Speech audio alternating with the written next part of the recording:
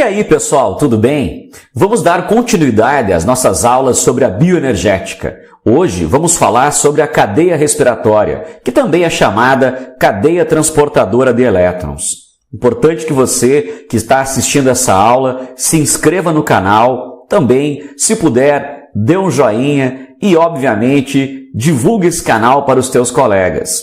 Agora, muito importante, para que você entenda bem essa aula sobre a bioenergética, sobre essa etapa importante da respiração celular, a cadeia respiratória, é fundamental você também assistir os vídeos sobre a glicólise e o ciclo de Krebs. Só assim você vai ter uma melhor aptidão para entender essa matéria. Valeu? Então vamos lá falar dessa importante e última etapa da respiração celular, a cadeia transportadora de elétrons. Antes, uma breve revisão sobre alguns conceitos.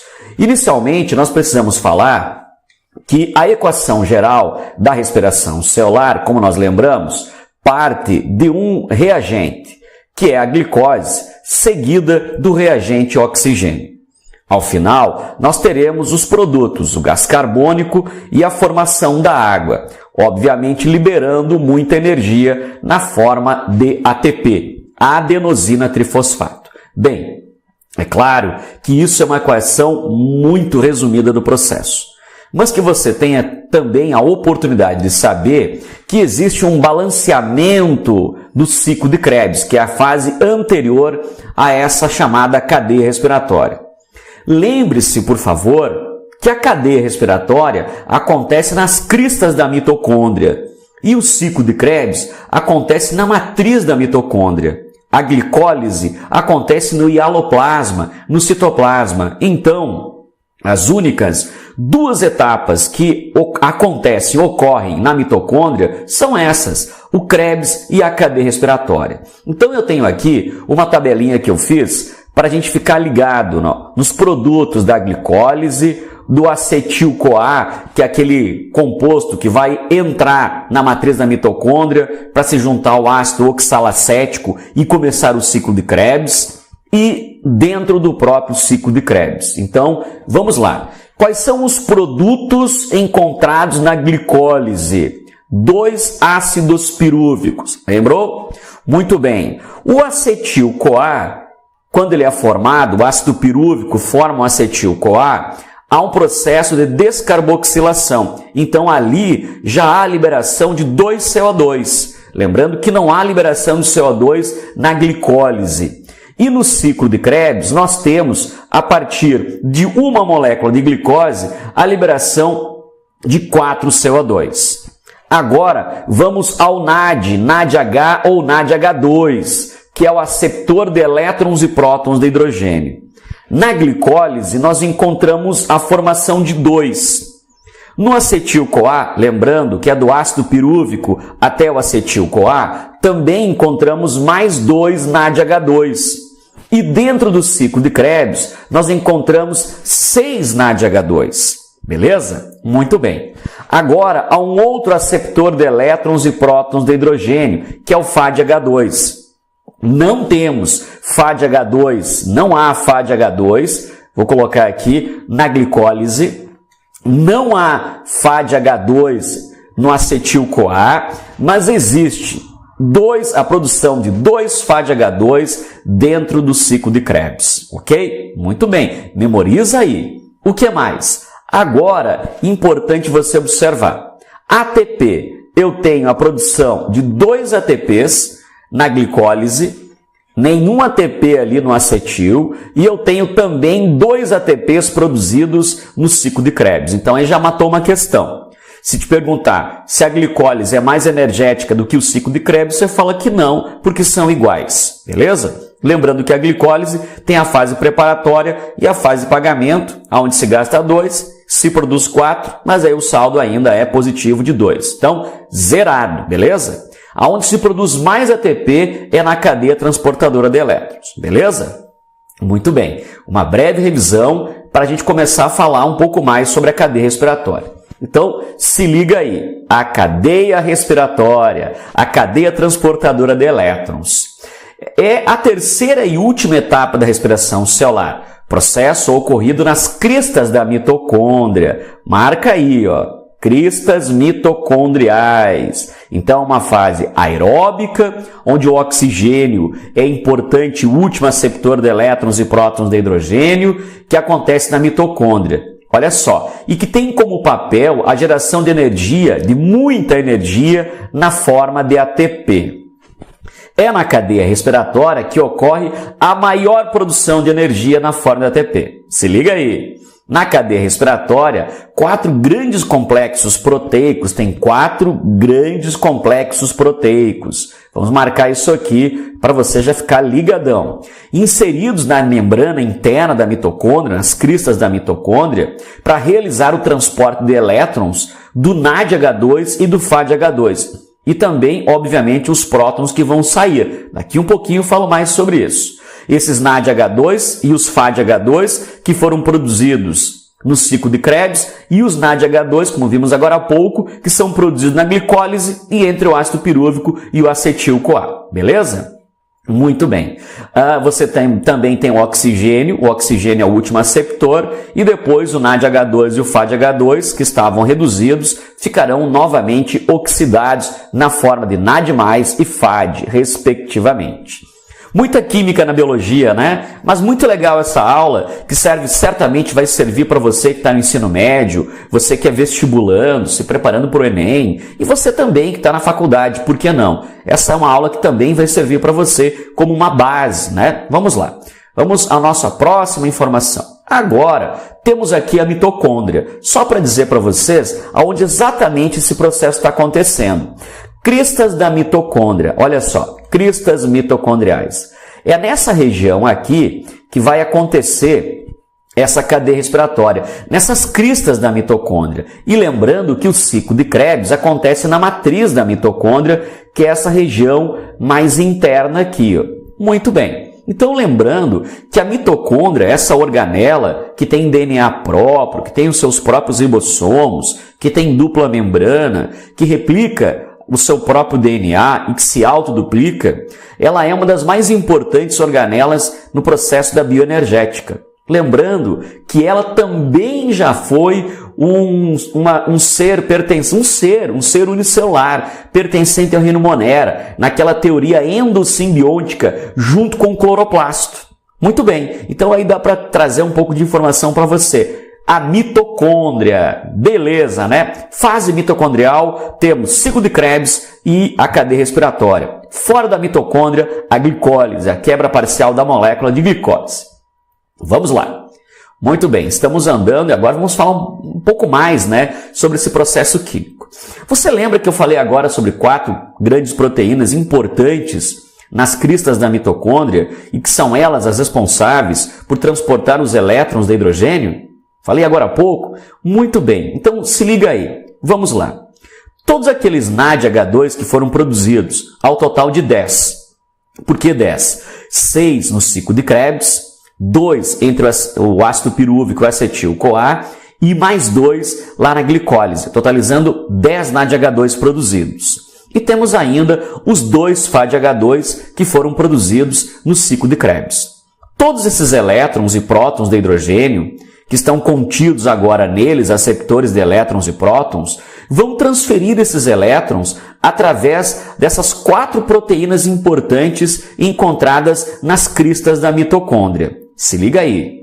O carbono e o oxigênio contido na molécula de glicose já foram integralmente liberados na forma de gás carbônico, CO2, isso no ciclo de Krebs, ok? Muito bem. Aí você transporta isso para o meio externo através do sangue venoso, via bicarbonato, hemoglobina e dissolvido no plasma. Então, nós já desmontamos quase que completamente a glicose, que gerou o processo de produção de energia na respiração celular. Mas ainda restam os hidrogênios. Então, é neste momento que a cadeia transportadora de elétrons, ou cadeia respiratória, vai transportar esses elétrons, esses prótons, para finalizar o processo e gerar muita energia.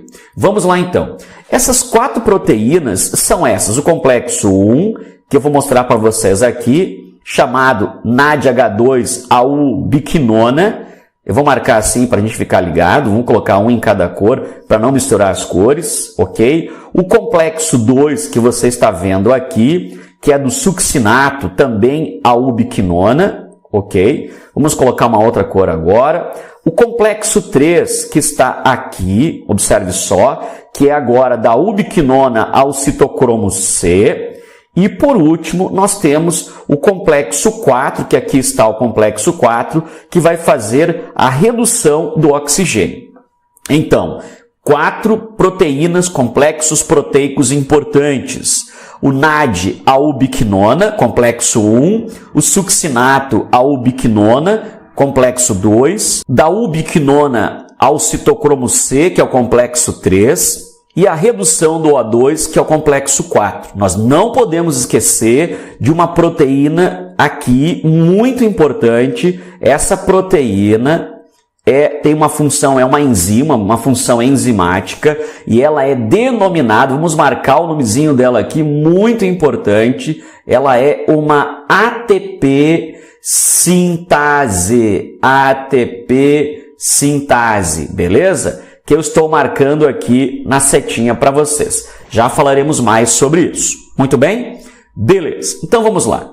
Vamos partir do princípio do NADH2. Lembrando que esse NADH2 que aqui está, ele está na sua forma reduzida. O que vai acontecer?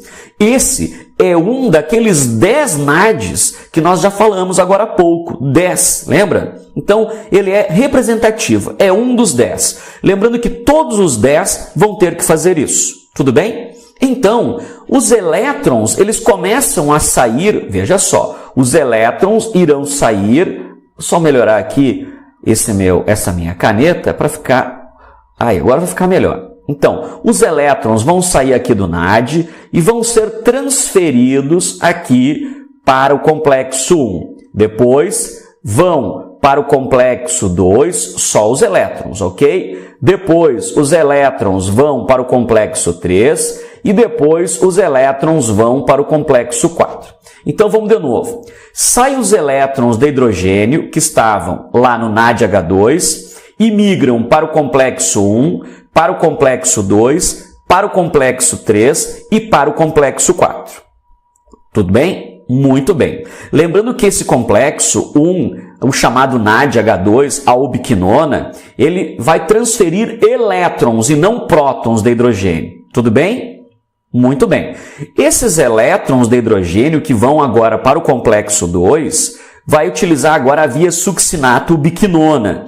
A partir do complexo 2 para o complexo 3, transfere mais uma vez esses elétrons, agora da ubiquinona ao citocromo C.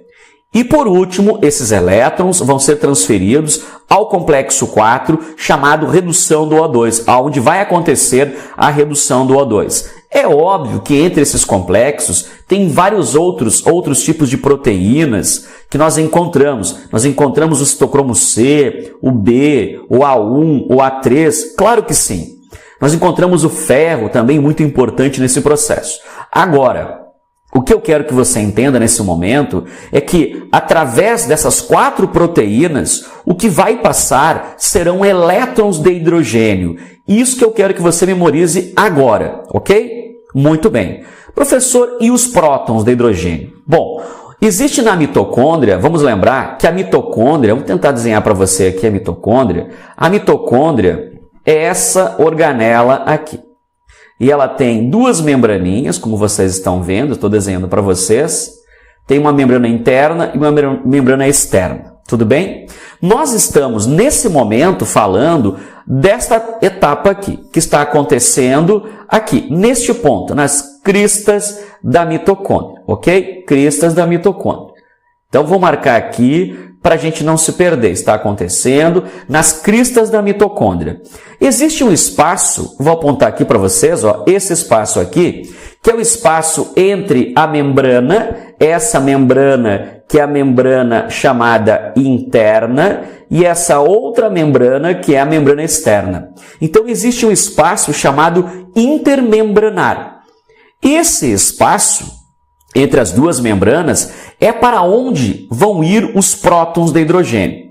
Então, os prótons de hidrogênio sairão do NAD e vão migrar aqui para essa região, que significa o espaço entre as duas membranas. Como vocês estão observando, está marcado ali, eu vou marcar para vocês também, onde nós vamos encontrar os prótons de hidrogênio, que ficam aqui represados, todos represados entre a membrana interna e a membrana externa. Então quer dizer que esses prótons, eles irão sair das cristas da mitocôndria para este espaço entre as duas membranas contra um gradiente de concentração. Mas por que, professor, contra um gradiente?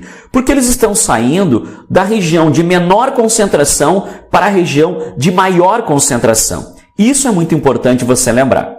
Ah, professor, tudo bem, eu entendi. Mas agora o que vai acontecer, professor, com aqueles elétrons de hidrogênio? Beleza. Lembra que eu falei para vocês que o oxigênio é o último aceptor de elétrons e prótons de hidrogênio? Isso ainda na cadeia respiratória? Lembra? Muito bem. Então, esses elétrons e prótons de hidrogênio serão transportados ou transferidos para o oxigênio. Então, esse oxigênio receberá esses elétrons e receberá esses prótons. E o produto formado a partir desse processo será a água, que no caso é o produto da cadeia respiratória. Muito bem, então vamos lá. A enzima que vocês estão observando aqui, a enzima ATP sintase, esta enzima ela funciona como uma turbina, por onde, através da passagem dos elétrons de hidrogênio e dos prótons, vai ter uma condição energética muito alta, porque agora esses prótons vão sair deste espaço, entre essas duas membranas, de uma região de maior concentração para uma região de menor concentração. Agora, o efeito será a favor do gradiente. Então, essa energia contida nesse processo vai ser represada para a geração de ATP. Vamos mais uma vez memorizar. Elétrons serão transferidos, os elétrons de hidrogênio serão transferidos ao oxigênio. Então, vamos botar aqui, ó, elétrons transferidos ao oxigênio. Muito bem. E os prótons também serão transferidos ao oxigênio. Elétrons e prótons. Beleza. Muito bem. O que vai acontecer? A partir do momento que os elétrons e os prótons serão transportados para o hidrogênio, o oxigênio, esses elétrons e prótons vão formar a água, que aqui está. Produto final, a água. Muito bem. Fique ligado. Memoriza comigo. Me preocupa um pouquinho porque é muita informação. Então, se eu for repetitivo, presta bem atenção porque tem um objetivo. É para que você fixe essas informações. Vamos de novo? Vamos lá. Primeiro, vamos voltar. Todos os NADH2 produzidos na glicólise, do ácido pirúvico ou acetil e no ciclo de Krebs, que totalizam 10, todos totalizam 10.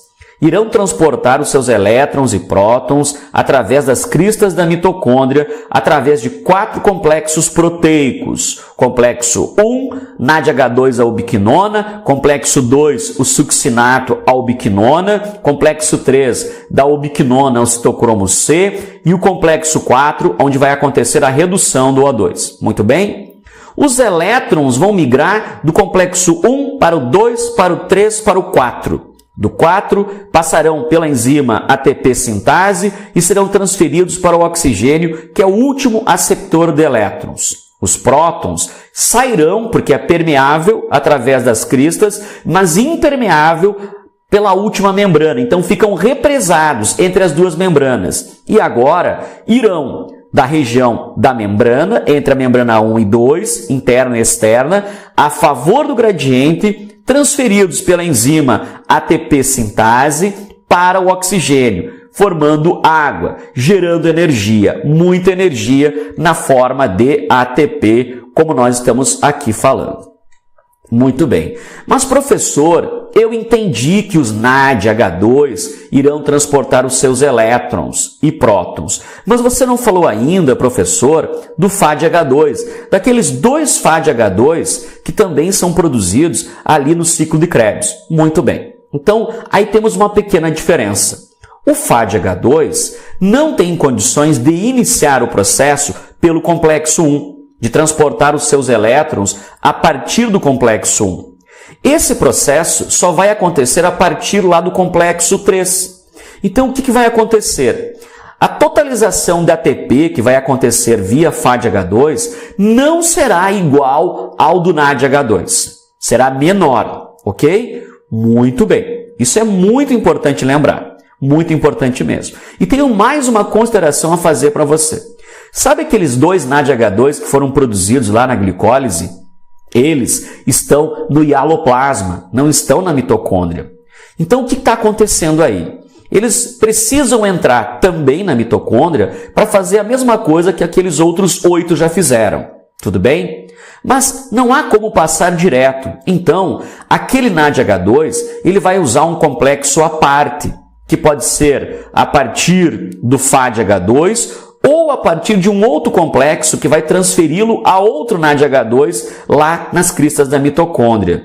E por este motivo, há o entendimento entre os bioquímicos que este NADH2 pode não produzir a mesma quantidade de ATP que os outros NADH2 podem produzir. Já vamos falar mais sobre isso. Muito bem. Então, agora, nós vamos passar para a nossa próxima etapa. Vamos lá, a próxima etapa.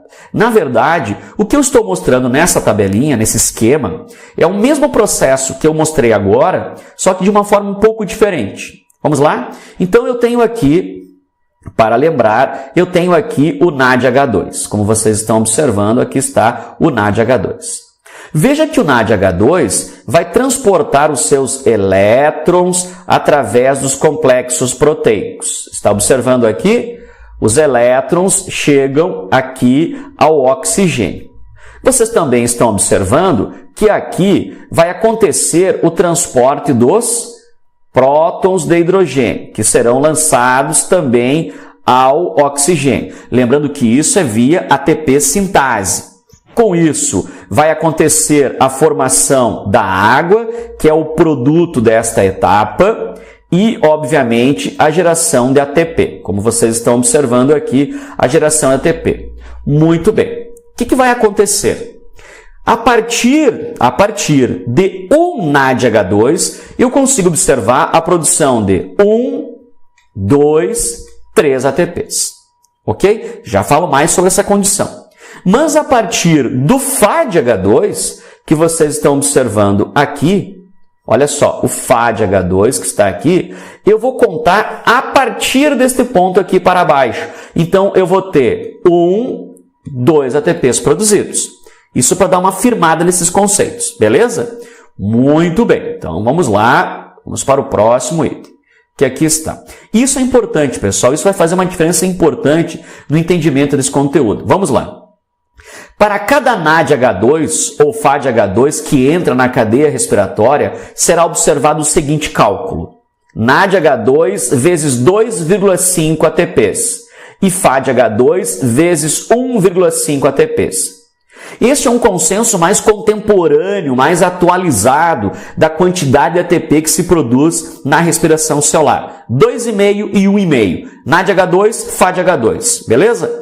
Muito bem, então vamos lá. Balanceamento de ATPs na cadeia transportadora de elétrons. Vamos lá. Etapa, glicólise. 2 ATPs líquidos. Então, saldo líquido, 2 ATPs aqui. Temos 2 NADH2. Quando eu falo NADH2, eu posso falar NADH+, ok? Muito bem. Temos 2 NADH2 lá da glicólise. Aí eu tenho aqui ó, o número 3 ou 5. Mas por que 3 ou 5? Professor, se são 2 e cada um produz 2,5, não seriam 5? Sim, seriam 5. Mas por que então tu colocou ali 3?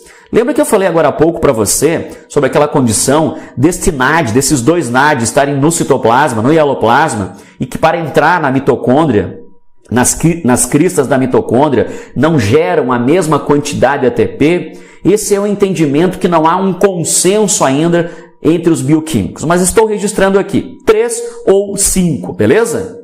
Agora, lá do piruvato, lá para o acetil-CoA. Vocês não lembrados, né? Temos 2 NADH2 e esses produzem 5 ATPs. Do ácido cítrico, que é o ciclo de Krebs, que nós estamos aqui mencionando, temos a produção de 2 ATPs a partir do GTP, que nós já vimos no vídeo anterior. Então, 2,5 para cada um. Aqui nós temos 2 ATPs. 2 ATPs produzidos lá, então são lançados 2 ATPs no balanceamento, tá? 6 NADH2 vezes 2,5 dá 15 ATPs. 2 FADH2 vezes 1,5, tu tem 3 ATPs. Se eu considerar aqueles 3, olha só, esses 3 ATPs, e não 5, então o total seria 30, beleza? Se eu considerar 5 também via NADH2 da glicólise, eu chegaria a 32 ATPs produzidos. Beleza? Muito bem. Agora, vamos para uma outra informação. Agora eu vou colocar o balanceamento via o método tradicional. 3 ATPs para o NADH2 e 2 ATPs para o FADH2. Cálculos mais antigos, ok? Vamos colocar aqui. Então, NADH2 vezes 3... FADH2 vezes 2, beleza? Então, na glicólise, 2 ATPs líquidos, muito bem. 2 NADH2 vezes 3 daria 6 ATPs. Lá na oxidação do piruvato, 2 NADH2 vezes 3 dá 6.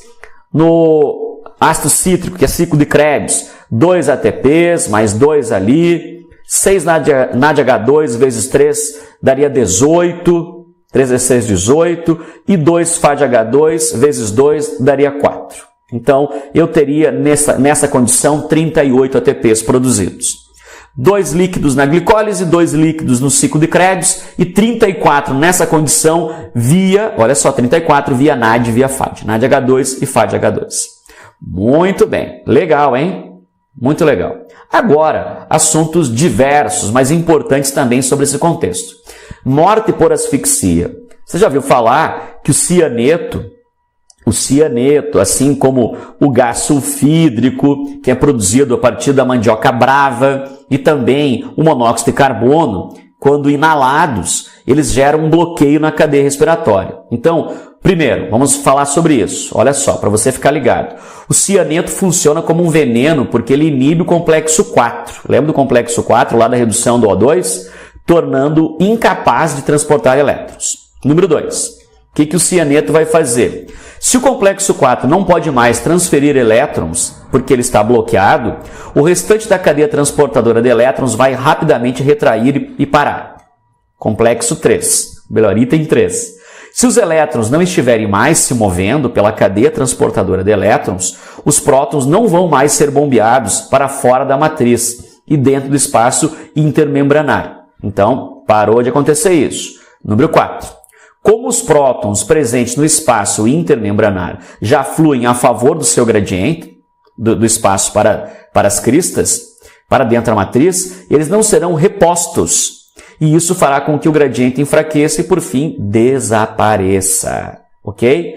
5. A cadeia transportadora de elétrons vai parar e o gradiente vai diminuir. A cadeia foi bloqueada e, infelizmente, vai acontecer morte por paralisia total da cadeia transportadora de elétrons. Beleza? Muito bem. Vamos agora a mais uma informação. Fique atento. O DNP, dinitrofenol, é uma substância química que funciona como agente, olha só, um agente desacoplador, que faz com que a membrana mitocondrial interna das cristas vaze prótons. O DNP foi usado em 1938, como medicamento para redução de peso. Olha que loucura! Ele permite que os prótons façam o percurso a favor do seu gradiente e voltem para a matriz mitocondrial sem passar pela ATP sintase, aquela enzima onde vai acontecer a geração de ATP. Assim, ele reduz a produção de ATP na respiração celular. A energia do gradiente é dissipada na forma de calor. Olha só, aumentando a temperatura corporal. O DNP foi retirado do mercado porque ele provoca a morte devido à hipertermia, aumento intenso da temperatura corporal, DNP. Ou seja, a energia vai ser catalisada para elevar a temperatura e não para a geração de ATP. Muito bem. Agora, turma, olha só, nós vamos fazer 2 exercícios para a gente ficar ligadão nesse conteúdo aí, o que eu chamo de aplicar o conhecimento. Então, vamos aplicar o conhecimento, vamos puxar um pouquinho mais acima, assim está. aplicando o conhecimento. Vamos deixar a tabelinha mostrando só a questão. Então vamos lá. A energia que movimenta e mantém a vida no planeta é o ATP, a moeda energética. A maioria dos seres vivos produz ATP por meio da respiração celular. Observe o quadro abaixo, que representa o balanço energético de uma respiração aeróbia ou aeróbica, tanto faz. Lembrando que quando fala em respiração aeróbia ou aeróbica, lembrando que há uma etapa anaeróbica, tá? Assinale a alternativa que completa corretamente, respectivamente, os itens 1, 2, 3 e 4. Vamos marcar aqui ó, o item 1, o item 2, o item 3 e o item 4. Ah, e também tem o 5. O item 4 e o item 5. Vamos lá. Glicólise. Aqui está marcando 4 ATPs produzidos. Tu sabe que tem a fase preparatória, que gasta 2. Fase de pagamento, que produz 4. 4 menos 2. O que vai ficar serão 2. O que você pode observar aqui. Tá? Saldo final.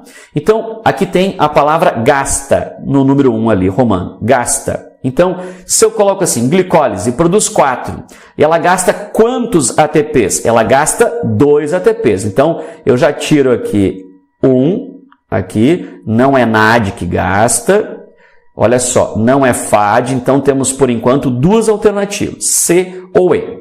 Então, ela gasta 2, ocorrência uma vez, aí você tem um saldo final de 2 ATPs. Tem 2 NADH2, eu tenho aqui a ocorrência uma vez, quando eles são lançados para a cadeia respiratória, vai totalizar 6 ATPs, porque aqui está considerando 3 ATPs para cada NADH2. Então, aqui na cadeia respiratória, eu tenho que ficar ligado, porque quantos ATPs, porque aqui diz ó, ATPs na cadeia respiratória.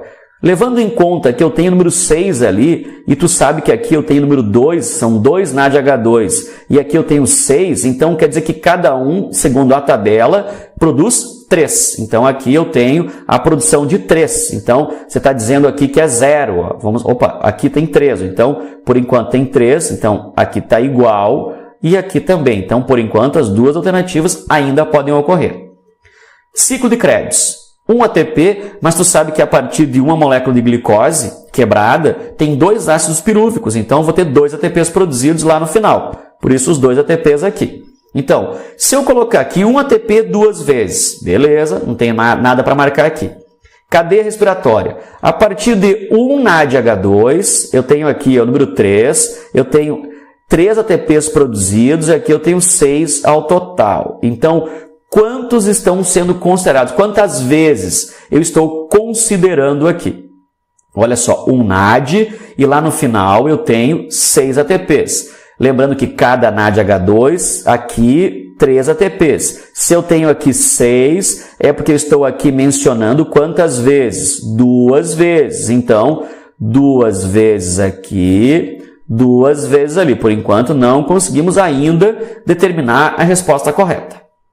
3 NADH2, 2 vezes, 3 ATPs, 18, fechou a contabilidade por enquanto, mas vamos ver. 1 FADH2, lembra que o FADH2 produz 2 ATPs, segundo os bioquímicos mais antigos.